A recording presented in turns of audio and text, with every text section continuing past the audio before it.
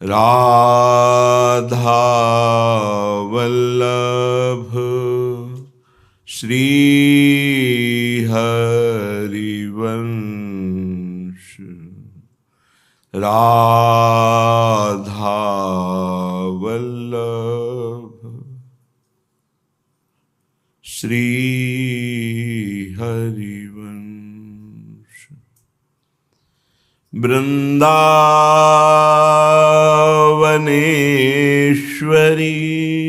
तवैव पदारविंदम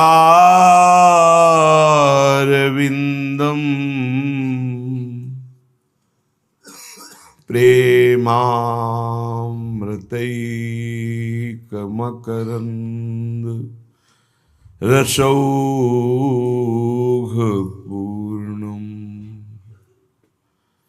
हृद्यर्पितं मधुपते स्मरतापमुग्रं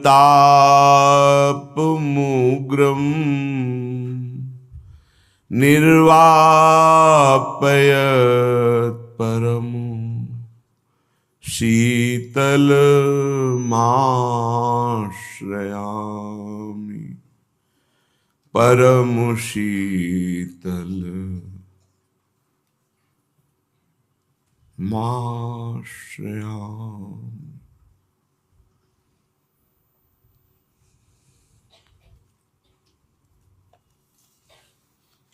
राधा राधा श्री राधा मेरी लाडली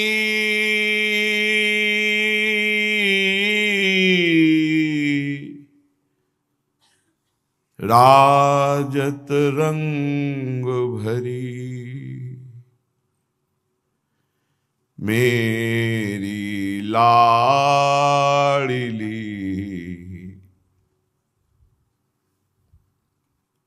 राजत रंग भरी।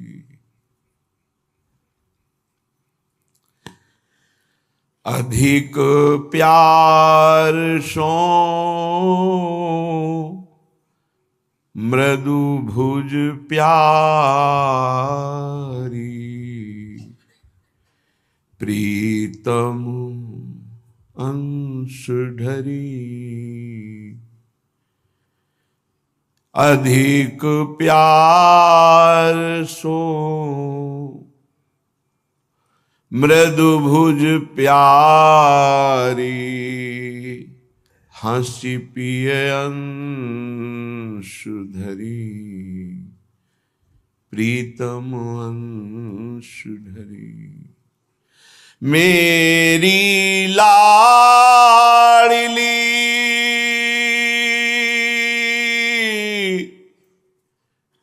राजत रंग भरी लाडली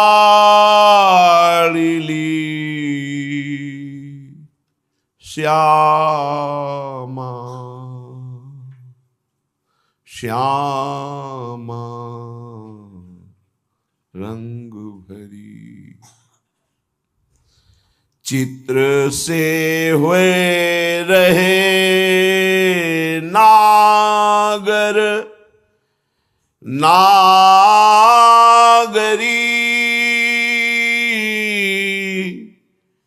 नागर नागरी लाडली लाल।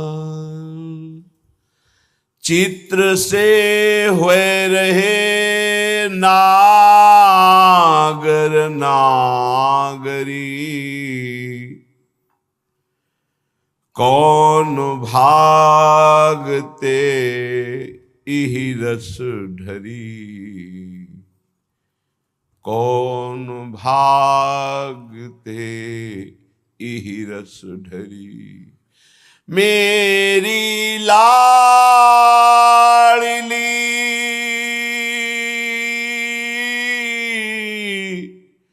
राजत रंग भरी, राजत रंग भरी, मेरी लाडली लाडली, राजत रंग भरी। हित ध्रुव अवधि प्यार की दो, प्यार की दो, हित ध्रुव अवधि। अति अनुपम अनुराग परस्पर, शून्य भूत भूतल पर जोरी, हित ध्रुव अवधि प्यार की दो। लगी अखियां सुबह घरी, लगी अखियां सुबह घरी, मेरी लाडली राजत रंग भरी। मोहनता की राशि किशोरी, किशोरी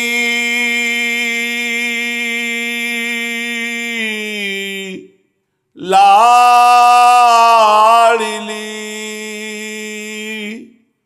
मोहिनी गौरांगी।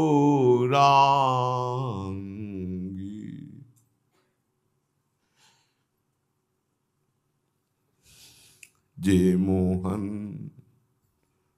मोहत सबको मन, जे मोहन मोहत सबको मन, बंधे बंक चितवन की डोरी, मेरी किशोरी मेरी लाडली। जे मोहन मोहत सबको मन, बंधे बंक चितवन की डोरी। जय श्रीहित हरिवंश प्रताप रूप, गुण वैबल श्याम उजागर। जाकी भ्रू विलास बस पसुरियु, दिन विथकित रस सागर। जाकी भ्रू विलास बस पसुरियु, दिन विथकित रस सागर। निर्तन भ्रकुटी बदन अंबुज मृदु सरस हास मधु बोलन। तो अति आसक्त लाल अली लंपट बस कीन्हे बिनु मोलन। जे मोहन मोहत सबको मन, बंधे बंकु चितवन की डोरी। मोहनता की राशि किशोरी, किशोरी मेरी लाडली श्यामा। अंगनि पट भूषण बिसराए,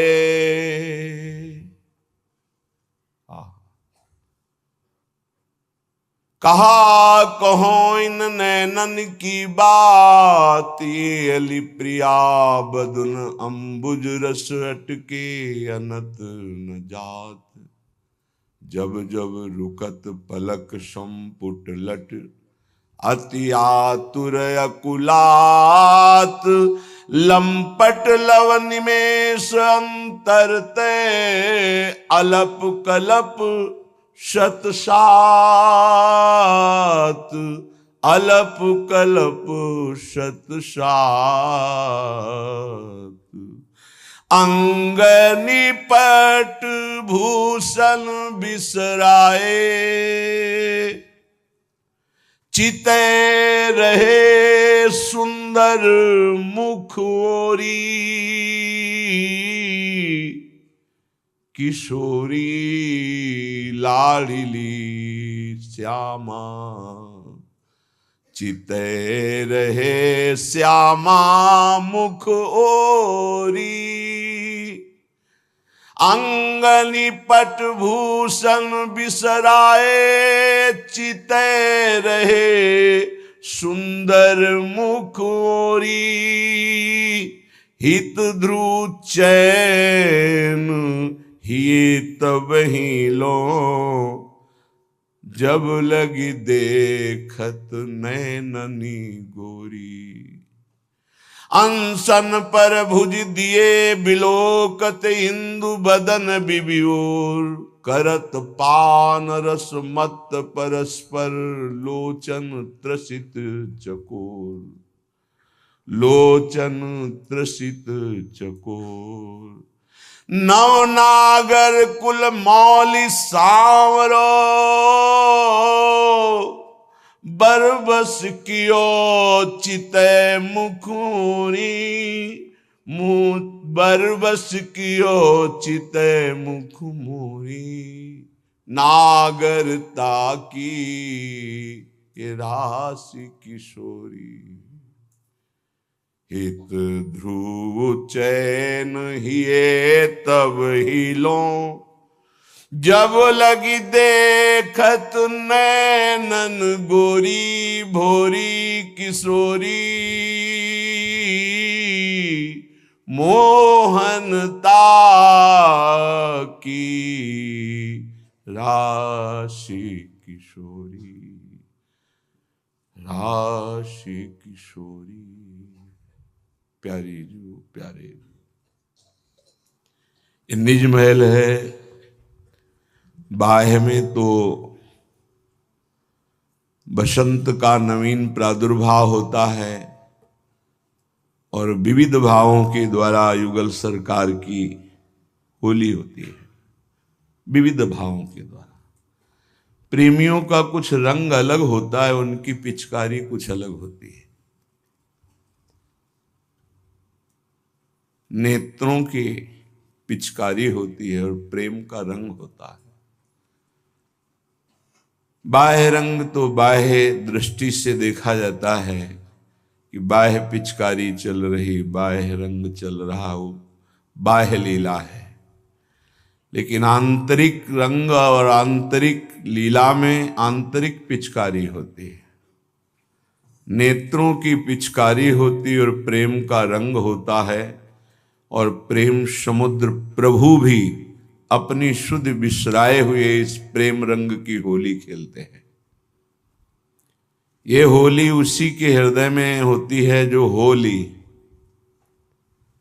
जो हुए नहीं है प्रियालाल के, वो इस रंग को देख ही नहीं सकते, समझ ही नहीं सकते। और इस रंग का फल है कि प्रेम रंग ऐसा चढ़ जाए कि फिर काम रंग, क्रोध रंग, रोग, मोह, मद, मत्सर किसी का प्रभाव इस रंग पर ना पड़े, तभी माना जाएगा होली।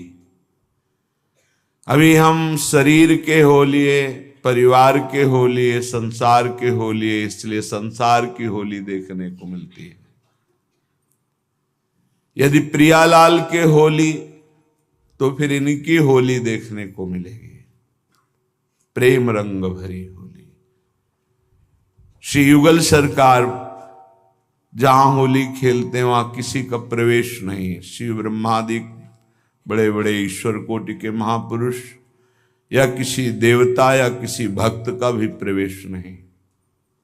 यहां केवल सहचरियां जो आचार्य रूप से हैं उनकी शरण लेकर जो निरंतर चित्तवृत्ति को प्रियालाल में जोड़ रहे हैं, वो इस होली के दर्शन ही नहीं उसमें सम्मिलित होने का भी सौभाग्य प्राप्त करते हैं।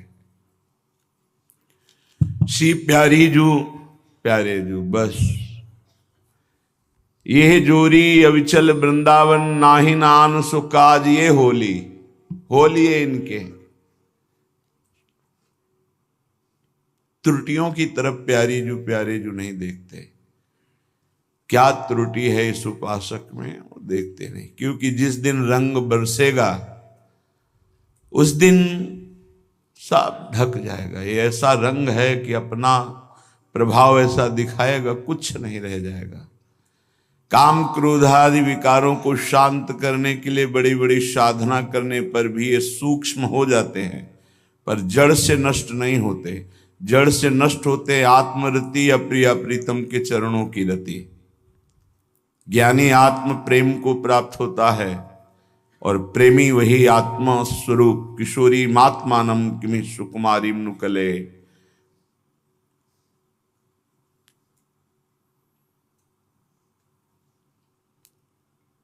अपनी परम आत्मा जिनसे हम शास्त्रों जन्म से बिछड़े हुए हैं, माया का ऐसा भ्रम कि हम जगत को, जगत के संबंधियों को अपना मान करके जो हमारे हैं उनको हम भूले हुए हैं। सच्ची मानिए, ये कोई ज्ञान वैराग्य की बातें नहीं कर रहे, हृदय की बात कर रहे हैं। बहुत जन्मों से जो सनातन अपने हैं उन प्रभु को हम भूले हुए इन शरीरों के राग में इतना दिव्य मानव जन्म नष्ट कर देते हैं। ये मेरा पुत्र, ये पुत्री, ये पत्नी, ये परिवार, वही सच्चिदानंद छुप कर इनके हृदय में बैठकर लीला कर रहा है। हम उसको ना देख करके बाहरी मोहाविष्ट बुद्धि से ये मेरी, ये मेरा, ये मेरा, बस इसी में भ्रम से हमारा जन्म मरण हो रहा है। भ्रम से नाना प्रकार के क्लेश अशांति हो रहे। इसी भ्रम का नाश होता है जब संयोग बन जाता है ऐसा मनुष्य शरीर, महापुरुषों का संग और प्रियालाल की शरणागति और उनका नाम जब, अब माया नहीं बांध पाएगी, निकल जाएगा। पर शुद्ध शरणागति हृदय में आ जाए। शुद्ध शरणागति को बहुत शब्दों से नहीं समझना, केवल एक शब्द से समझना है, इनके सिवा हमारा कोई नहीं। ये जोरी अविचल वृंदावन नाहि नान सो काज। सच्ची मानिए, जिस दिन आपके हृदय में बात उतर जाएगी कि नाहि नान सो काज, उस दिन आपका दर्शन करने का अधिकार, लीला में प्रवेश का अधिकार सुरक्षित जागृत हो जाएगा। जब तक कोई भी सृष्टि में अपना है तब तक लीला में प्रवेश नहीं होता। कोई अपना नहीं, न मन अपना, न बुद्धि अपनी, न चित्त अपना, न अहंकार, न इंद्रिया, न शरीर, न व्यवहार, न शरीर के संबंध। ये हमारे बस की बात नहीं कि हम इतना समेट सके, लेकिन प्रेम का एक छींटा पड़ेगा तो देह कुटुंब ते जाए छूट सब ही विधि नातो। नहीं खान पान ते भावे है, नहीं कोमल वसन सुहावे है, सब विषय लगे ते खारा है, हरि आशिक का मग न्यारा है। एक क्षण में सब सुधर जाएगा। इसीलिए कहा है कर्मठ कोटि जितेंद्रियं तेहि सम लहै न कोय। करोड़ों जितेंद्री, करोड़ों कर्म कांडी उसकी समानता नहीं कर सकते जिसने प्रिया प्रीतम की शरणागति ले ली। क्योंकि अति उदार करुणा वरुणालय युगल सरकार की एक कृपा कोर से सब बात स्वाभाविक सहज में बन जाती है। प्रिया प्रीतम नित्य रस विलास परायण है। कभी कभी नवीन रस का रसास्वादन कराने के लिए कहा जाता है आज होली है, आज बसंत है, आज शरद है, पर ये नित्य है। यहां नित्य शरद बसंत मत मधुकर कुल, यहां नित्य है, नित्य शरद बसंता। वृंदावन सदा बसंत रहे तो वृंदावन, यहां सदा बसंत है।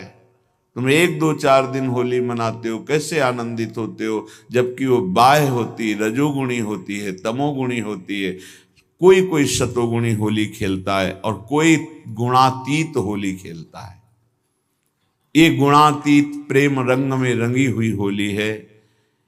जो उपासक उपासना में तन्मय है वो इसका रसास्वादन करता है। रंग भरे पहले ही रंग में भरे हुए फिर होली खेल रहे हैं। भाव को समझिए। होली खेलने के बाद रंग भरा होता है, श्रीअंग, वस्त्र आदि। लेकिन हमारे युगल सरकार या प्रेमी जन पहले ही रंग भरे हैं। किस रंग से? प्रेम रंग से।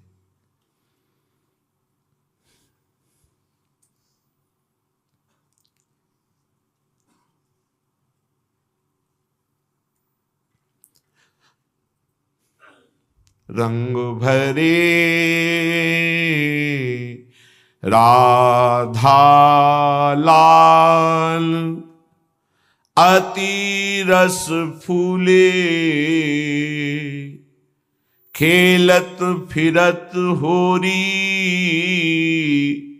रवि जाके कूले।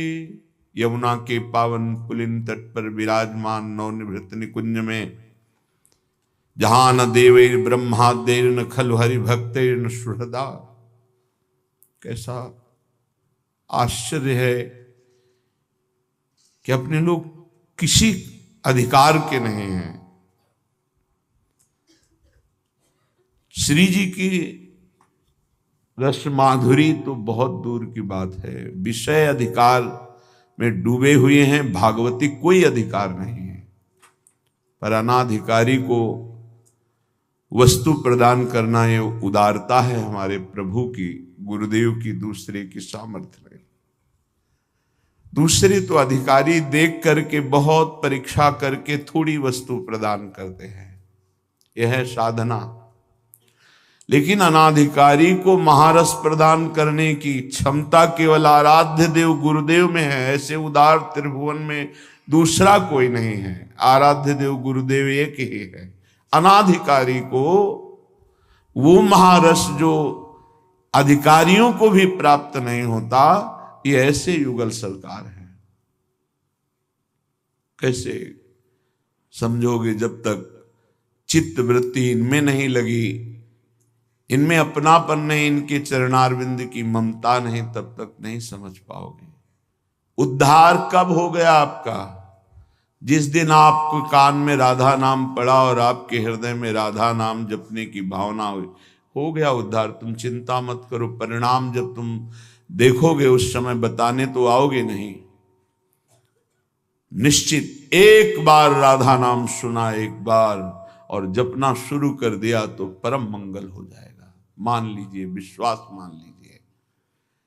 अनाधिकारी को महारस की प्राप्ति असंभव। जान देवैर ब्रह्मादेर न खलु हरि भक्तेर न सुहृदा। हरि के सुहृद जनों का भी प्रवेश नहीं, वहां एक अनाधिकारी जनों का प्रवेश हो जाना, ये केवल अति उदारता हमारी स्वामिनी की है, हमारे लाडली लाल की है। यमुना के पावन पुलिन तट पर ही आप बैठे हैं। बस अंतर इतना है कि हम बहिर्मुख हैं। बाहरी दृष्टि है तो हमें बिल्डिंगें नाना प्रकार की भौतिकता दिखाई देती है। जिस दिन हमारी दृष्टि बदली प्रिया प्रीतम की कृपा से, उसी दिन आप ये सौभाग्य देख पाएंगे कि आप जहां बैठे हैं तो आप निकुंज में बैठे हैं। आपकी दृष्टि नहीं, हमारे प्रिया प्रीतम यहीं विराजमान है। एक क्षण के लिए भी अलग नहीं होते, यहीं विराजमान। श्यामा श्याम यहीं विराजमान है, वो आपको देख रहे हैं, तभी आप बैठे हैं। एक बार इनकी दृष्टि पड़ गई, मोक्ष आदि क्या है? करोड़ों मोक्ष सुख एक साथ मिलकर जो सुख प्रदान नहीं कर सकते, वो महान सुख प्रेम में है। इसलिए बड़े बड़े मोक्षाधिकारी महापुरुष भी जब प्रेम रस का चस्का लगा तो सब छोड़ करके राधा राधा राधा राधा। यमुना के पावन पुलिन तट पर विराजमान निकुंज में रंग भरे युगल सरकार श्री श्यामा श्याम बहुत फूले हुए अर्थात उत्साह संपन्न हुए प्रेम उमंग में भरकर होली खेल रहे हैं।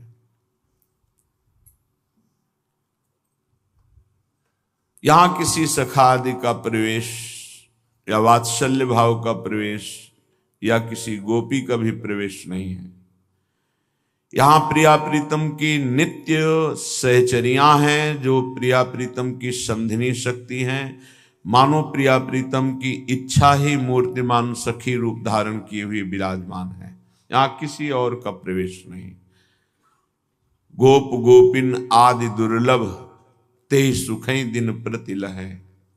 यही फिर वही हृदय में बात आती है कि झोली पसारे भीख मांग रहा था, अति उदार महामहिम ऐसा एक हीरा दे दिया।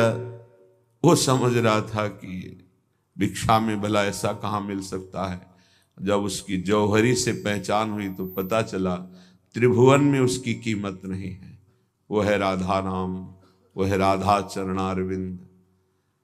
बचपन से झोली फैलाए प्रभु के लिए डोल रहे थे, डाल दिया झोली में। पता भी नहीं था कि हमें क्या मिल रहा है। वो तो गुरुदेव रूपी जौहरी ने जब बताया तब पता चला कि हम तो त्रिभुवन में सबसे बड़े भाग्यशाली बन गए कि हमें गोरे चरणारविंद का आश्रय मिला, वास मिला। श्री राधा दुग चरण निवास कहाँ आ गए, भटकते भटकते कहाँ आ गए, श्री राधा जुग चरण निवास। और हमसे सौभाग्यशाली तो आप है कि सीधे संसार से श्री राधा चरणारविंद में आ गए। तुम्हें भटकना नहीं पड़ा, बस पकड़ लीजिए। यह अद्भुत प्रेम रंग अनन्यता से जागृत होता है। यह अद्भुत प्रेम रस अनन्यता में टिकता है। यह अद्भुत प्रेम रस अनन्यता में ही प्रकाशित होता है। प्रेम का प्रकाश प्रिया प्रीतम की दिव्य लीलाएं हैं, निरंतर उनका सानिध्य है। किसी भी सखा का, महाभागवत का, भगवत स्वरूप ईश्वर कोटि के महापुरुषों का नवनिभृत निकुंज वृंदावन में उस रूप में प्रवेश नहीं है। जो भी प्रवेश किए वो सखी स्वरूप से प्रवेश। सखी एक पदवी का नाम है, ना कि स्त्री पुरुष का। जैसे राष्ट्रपति पदवी है, उसमें पुरुष शरीर भी स्त्री शरीर भी दोनों विराजमान हो सकते हैं। जैसे इंद्र पदवी है, ब्रह्म पदवी है, प्रजापति पदवी है। ये पदवी है लौकिक माया जनित, लेकिन त्रिगुणातीत पदवी है शांत पदवी, ब्रह्मबोध संपन्न, दास्य पदवी, भगवान की नित्य दासता से युक्त सेवक भाव में मगन दास पदवी, सख्य पदवी, वात्सल्य पदवी, गोपी पदवी, कांता भाव। फिर ये सहचरी पदवी है। ये कहीं ऐसा कोई ना समझे सहचरी का मतलब एक स्त्री। ये पद है, सो सहचरी पद पावे, ये पद है। जैसे इस समय हमारे भारत की राष्ट्रपति पदवी पर एक देवी विराजमान है। शरीर स्त्री का है लेकिन उसको पद मिला राष्ट्रपति। जब कभी कहीं भी वो पधारेगी तो कोई राष्ट्र का ऐसा अधिकारी नहीं जो उनको नमस्कार न करे, सलूट न करे।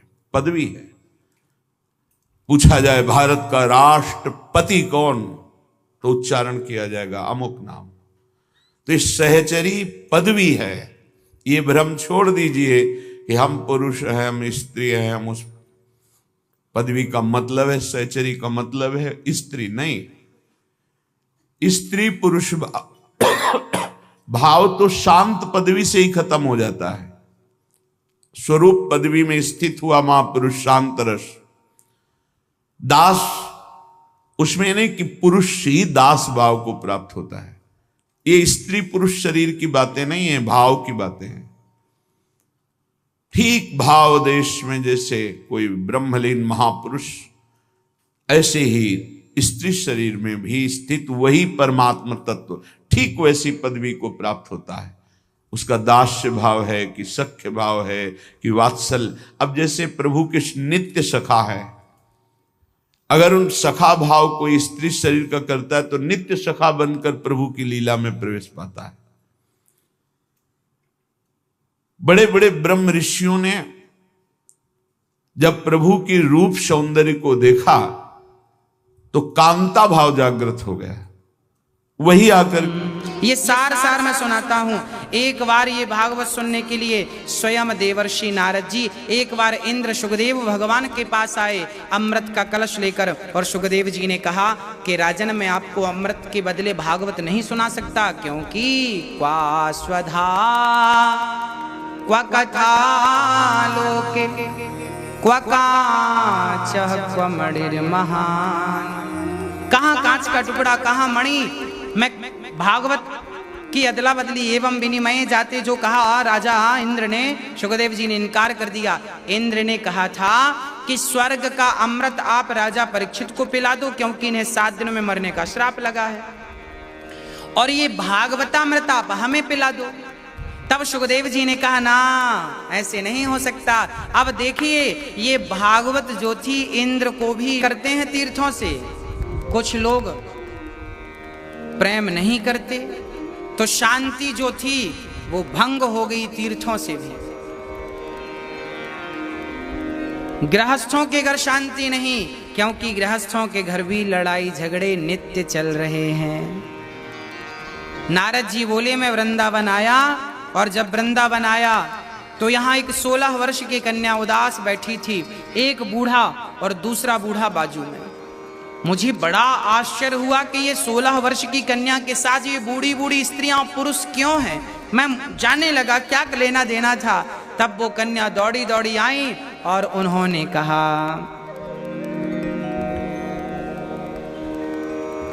भो भो साधु क्षणं तिष्ठ मच्चिन्तामपि नाशया दर्शनं तव लोकस्य सर्वथा विहरं परम। नारद जी के चरणों में गिर पड़ी, महाराज भो भो साधु क्षणम तिष्ठ, एक क्षण के लिए रुक जाइए। नारद जी का कहते हैं को भवान, आप कौन है? तब वो कन्या कहती है, अहम भक्ति ऋति ख्याता इमौ में तनयौ मतौ ज्ञान वैराग्य नामानो काल योगे नजर जरो। महाराज मेरा नाम भक्ति है, ये मेरा बेटा ज्ञान है, ये मेरा बेटा वैराग्य है। नारद जी बोले, महारानी आपकी ये हालत हो गई, आप भक्ति हो? हाँ। बोले कैसे हालत हो गई? बोले जब से कलयुग आया, इस कलयुग में भक्ति तो फिर भी उत्पन्ना द्रवणेशाहम वृद्धिम कर्णाटके गता क्वचित क्वचिन महाराष्ट्रे गुर्जरे जीर्णताम गता। भक्ति कहती है मेरा जन्म द्रवण देश में हुआ, वृद्धिम कर्ण, मैं कर्नाटक में पली बढ़ी, गुजरात में कहीं कहीं सम्मान मिला और महाराष्ट्र में कहीं कहीं सम्मान मिला, गुजरात में बुढ़ी हो गई, और वृंदावन जब आई तो धन्यम वृंदावनम तेना भक्तिर नृत्यति यत्र च। वाह! इसका तात्पर्य यह है कि भक्ति प्रकट कहाँ होती है? बोले भक्ति हृदय में प्रकट होती। उत्पन्ना द्रवणेशाहम, भक्ति सबके हृदय में उत्पन्न होती है। वृद्धिम कर्णाटकी गता, कानों से जब कथा सुनेंगे गोविंद की तो भक्ति बड़ी होगी। क्वचित क्वचिन महाराष्ट्रे, महाराष्ट्र मतलब ये शरीर, इस शरीर में शरीर से कोई भक्ति करता है तो कोई भक्ति नहीं करता। जब भक्ति करता है कोई तो भक्ति को सुख मिलता है, भक्ति नहीं करता तो भक्ति रोती है, उदास हो जाती है। इस शरीर से कोई आस्तिक है, कोई नास्तिक है। हाँ तो और गुजरात में तो भक्ति बूढ़ी हो गई है। गुजरात क्या, गुजर गई रातें भजन के बिना। जब आप कथा नहीं सुनेंगे, मंदिर नहीं जाएंगे, भजन नहीं करेंगे राम नाम कृष्ण नाम नहीं जपेंगे तो भक्ति बूढ़ी हो जाएगी। आपके भीतर भक्ति बूढ़ी हो गई और आपके अंदर आपका आलस्य जवान हो गया। जब आप आलस्य करते हैं ना, चलो चलो 4 बज गए, गुरुजी ने कहा था 4:30 बजे जाग जाओ, 5 बजे तो बिस्तर छोड़ दो, नींद तो खुल गई पर आलस्य आ गया, थोड़ा सा और सो लेते हैं। थोड़ा थोड़ा करते 6:30 बज गई, 7 बज गई। अब भजन का समय फिर कम करना पड़ेगा आपको, क्योंकि आप बहाना करेंगे, काम है। आलस्य का परित्याग करिए।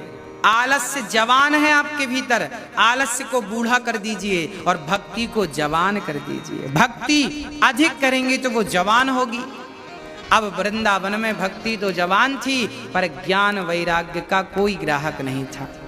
ज्ञान वैराग्य अर्थात इस युग में कोई ज्ञान को कोई वैराग्य को धारण करना नहीं चाहता, सब यूं ही चल रहे हैं। तब नारद जी ने कहा चिंता ना करो, केशव की गोविंद की शरण ग्रहण करो। जैसे भगवान ने द्रौपदी की रक्षा की, आपकी रक्षा जरूर करेंगे। वृथा खेद यसे वाले, वृथा खेद मत करो और प्रेम पूर्वक गोविंद की शरण ग्रहण करो। नारद जी ने गीता वेद वेदांत का पाठ ज्ञान वैराग्य को सुनाया, पर ज्ञान वैराग्य की मूर्छा टूटती तो है, फिर मूर्छित हो जाते हैं। अब क्या होता है? अब आकाशवाणी हुई भागवत सुनाइए। तब भागवत की खोज में बद्रीनाथ पहुंचे और संतों से कहा यह सत्कर्म क्या है? संतों ने कहा कि भागवत ही सत्कर्म है।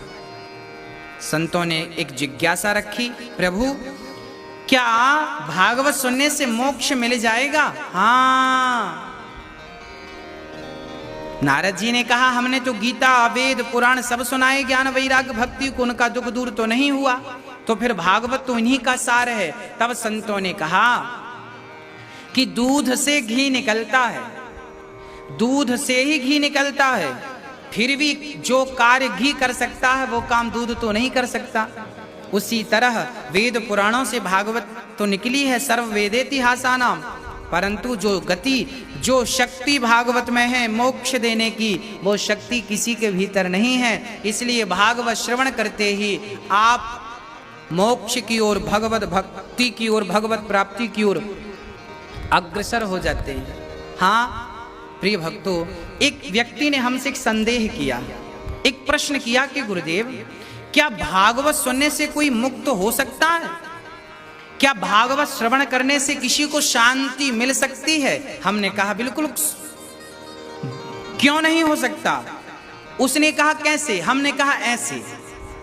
अब आप ही देखिए, यदि आपको कोई गाली दे तो गाली सुनते ही आपका मन खिन्न हो जाता है कि नहीं? क्रोधित आप हो जाते हैं कि नहीं? जैसे गाली सुनने से आपका मन व्याकुल होता है, मन अशांत हो जाता है, अग्नि लग जाती है, यदि गालियां सुनने से मन अशांत हो सकता है तो कथा सुनने से मन शांत क्यों नहीं हो सकता भक्तों? गाली भी कान से प्रवेश करती है और कथा भी कान से प्रवेश करती है। गाली भी मुख से कही जाती है और कथा भी मुख से कही जाती है। यदि गाली तुरंत, मैंने गाली आज आपको दी तो गुस्सा अभी आएगा, कल तो नहीं आएगा। जैसे गाली का प्रभाव तुरंत देखने को मिलता है, ऐसे ही भगवान की कथा का प्रभाव भी तुरंत ही देखने को मिल जाता है। गाली मन को अशांत कर देती है तो कथा मन को शांत कर देती है, शरीर को गर्म कर देती है, क्रोध की अग्नि में डाल देती है, जबकि कथा क्रोधी को भी शांत कर देता है। तो अपनी अपनी जगह सब महत्व रखते हैं। प्रिय भक्तों, मुझे एक बचपन की छोटी सी बात स्मरण है। मैं भागवत कितनी पावरफुल है, मैं इसका आपको प्रैक्टिकली उदाहरण देता हूं। एक बार आपने भी सुना होगा, पहले के जमाने में जब किसी को सर्प डसता था, सांप डसता था ना, तो हॉस्पिटल कम ही होते थे पुराने जमाने में। पहले के जमाने में काला नाग किसी को डस देता था ना, तो पंडा जी मंत्र पढ़ के सांप का जहर उतार देते थे। मैंने इसको अपनी आंखों से देखा है, इसलिए बिलीव करता हूँ, विश्वास करता हूँ। ये बात मैंने किसी से सुनी नहीं है। एक बार जब मैं बहुत छोटा था तो बाजार ही गया था कोई सामान लेने, तभी दीपावली का समय था, लोग साफ सफाई कर रहे थे। तो एक व्यक्ति घर में जो दीपावली की साफ सफाई थी वो कर रहा था। उसी क्षण उसे काले नाग ने डस दिया। अब वो रोता रोता बाहर निकला, मुझे सांप ने डस दिया, तुरंत बाहर आया। उस जमाने में वो डिब्बा चलता था जो 1 रुपए डालो और बात करो। तो उस व्यक्ति के पास कोई जानकार व्यक्ति था, उसने उसको फोन लगाया जो सांप के जहर को उतारता था। ये मेरी आंखों के सामने की घटना। उस समय मेरी उम्र लगभग 9 वर्ष रही होगी, 9 या 10 वर्ष। अब कान में मोबाइल फोन लगाया वो डिब्बे वाला, पैसे डाले और वहां से उसने मंत्र पढ़ा और यहां पर बताया गया कि ऐसे ऐसे करो। उसने मंत्र सुना और वैसे वैसे किया गया। मेरी आंखों के सामने काला नाग डसा था। वो व्यक्ति रोता रोता आया था, 2 लोग पकड़ कर लाए थे और 5 मिनट के भीतर ही वो बढ़िया हंसता हंसता चला गया। तो ये आप भी अपने बड़े बुजुर्ग जमाने में सांप डस देता था तो मंत्रों से उसका जहर उतार दिया जाता था।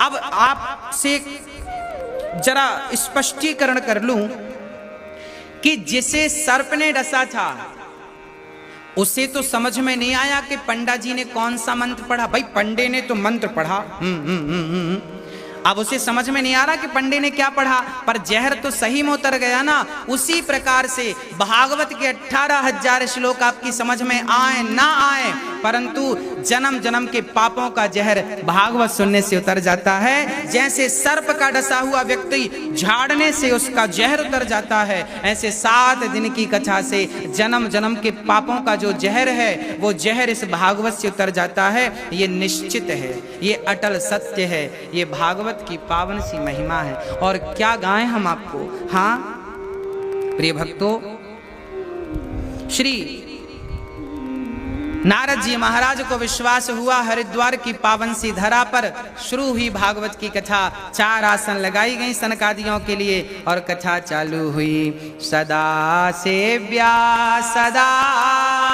सेव्या श्रीमद्भागवती कथा। हाँ, भागवत कितनी बार श्रवण करें? बोले भागवत बार बार श्रवण करो। भागवत श्रवण करने से केवल नाम जपने मात्र से कल्याण हो जाता है। यत् फलम नास्ति तपसा न योगेन समाधिना तत् फलम लभते सम्यक कलौ केशव कीर्तनात्। जब ये बातें कही गई सनकादियों के द्वारा कि राम राम रटते रहो, कब तक रटें? जब तक घट में प्राण। राधे राधे कहने से हर दुख मिट जाता है कि दिल मेरा राधे राधे राधे राधे राधे गाता है। भक्ति महारानी का सारा दुख दूर हो गया केवल भागवत की महिमा को श्रवण कर। हृदय में बैठने का स्थान दिया गया। भक्ति ने कहा प्रभु मैं कहाँ बैठूं, मेरा कोई स्थान तो नियुक्त कीजिए।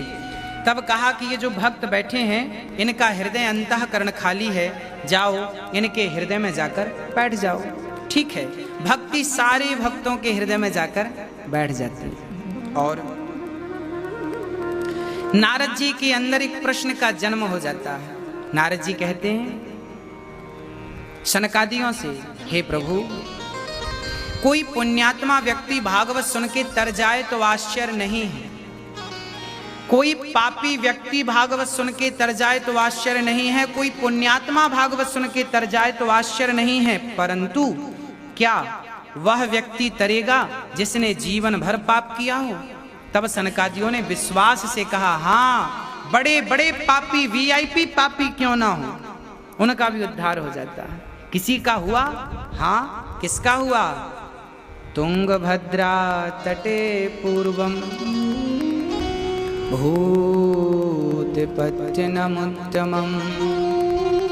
यत्र वर्णः स्वधर्मेण सत्यसत्कर्म तत्परः। तुंगभद्रा नदी के किनारे एक पंडित जी रहा करते थे। पंडित जी का नाम था आत्मदेव। आत्मदेवः पुरी तस्मिन् सर्व वेद विशारद। आत्मदेव जी के जीवन में सब कुछ था। धन था, प्रतिष्ठा थी, पद था, सब कुछ था, परंतु एक चीज की कमी थी। मात्र आत्मदेव जी के घर कोई संतान नहीं थी, कोई पुत्र नहीं था। आत्मदेव जी ने बहुत पूजा की, पाठ किया, यज्ञ किया, जप किया, तप किया, सब कुछ किया पुत्र की प्राप्ति के लिए, पर पुत्र नहीं हुआ, पुत्र नहीं हो सका। कई बार क्या होता है कि हम संसार की कामना करने लग जाते हैं। एक सज्जन हमसे कहते हैं, गुरु जी हमारे पुत्र नहीं हैं, अब हम भगवान को क्यों माने? इतनी पूजा करते हैं, इतनी पाठ करते हैं, इतने यज्ञ करते हैं, इतना जाप करते हैं, पर हमारे पुत्र नहीं है, संतान नहीं है, क्यों? हाँ, संतान नहीं है। अब संतान के लिए आप देखिए, नारद भक्ति सूत्र में लिखा है श्री नारद जी ने कि भगवान की भक्ति तो करो, परंतु कोई चाहत मत रखो। यदि कोई चाहत रखेंगे और वो चाहत पूरी हो गई तब तो आप भगवान की जय जयकार करेंगे, और वो चाहत अधूरी रह गई तो फिर भगवान से शिकायत करने लग जाएंगे, अरे भगवान तो हैं ही नहीं, होते तो ये क्यों होता। इसलिए भगवान की भक्ति निष्काम हो, कोई चाहत नहीं, चाह गई चिंता मिटी मनवा वे परवाह, और जिसको कुछ नहीं चाहिए सो ही साहंसार। कोई कामना नहीं, निष्काम निष्कपट भक्ति होनी चाहिए, निष्काम। हे प्रभु आपकी मर्जी, जो देना चाहें आपकी मर्जी से दीजिए। देना है पुत्र तो दीजिए, नहीं देना मत दीजिए। सच्चाई तो यह है कि हम संसार के लोगों को देखकर परेशान हैं, इनके बेटा है, इनके बेटा है, मेरे बेटा नहीं है। हम देखते हैं तो हमें लगता है कि हमारा भी होना चाहिए, परंतु सच्चाई यह नहीं है। संतान किसी को मिल भी जाए तो वो भाग्यशाली नहीं हो सकता, वो बड़भागी नहीं हो सकता। फिर भाग्यशाली और बड़भागी कौन है? बोले जिनका हृदय, जिनका मन भगवान में लगा है, जो भगवान का नित्य चिंतन कर रहे हैं, जो कृष्ण को ही अपना धन मान रहे हैं। मीरा कहती है मेरे तो गिरधर गोपाल दूसरो ना कोई। जिसने कृष्ण को ही अपना मान लिया हो, भला उसे फिर किसी और चीज की चाहत क्या है? क्या चाहत है, क्या कामना है, क्या इच्छा है? कोई कामना नहीं, कोई इच्छा नहीं। हाँ, जो देना है देंगे विधाता। आत्मदेव जी ने बहुत पूजा की, बहुत पाठ किया, पुत्र नहीं मिला, मन संसार से हट गया, वैराग्य ले लिया। जो इच्छा आपको बार बार तंग करे, परेशान करे, उस इच्छा को त्याग दीजिए, उस त्याग में ही सुख है। हाँ, सुख है त्याग में। यदि आपने त्याग ना किया तो सुख कैसे मिलेगा? जैसे आपकी इच्छा है कि मैं गाड़ी लूं, गाड़ी की कीमत 5 लाख रुपए है। अब 5 लाख रुपए अभी आपके हैं, अब ये 5 लाख रुपए आपको देना पड़ेगा, अर्थात इनका त्याग करना पड़ेगा। जब देंगे तो गाड़ी मिलेगी, तो इसका त्याग करेंगे तो दूसरा सुख मिलेगा, त्याग नहीं करेंगे तो सुख नहीं मिलेगा। इसलिए आपकी जो अपनी इच्छाएं हैं, जिन इच्छाओं ने आपको परेशान कर रखा है, उन इच्छाओं का जब तक त्याग नहीं करेंगे तब तक सुख की अनुभूति संभव नहीं है। तो यदि सुख चाहते हैं तो त्याग करिए इच्छाओं का। आत्मदेव ने सारी इच्छाएं त्याग दी और प्रेम से भजन करने लगे। एक दिन पड़ोसी ने आकर कह दिया कि आपके गाय बछड़ा बछड़ी को जन्म नहीं दे रही है, तुलसी बार बार सूख जा रही है। क्यों?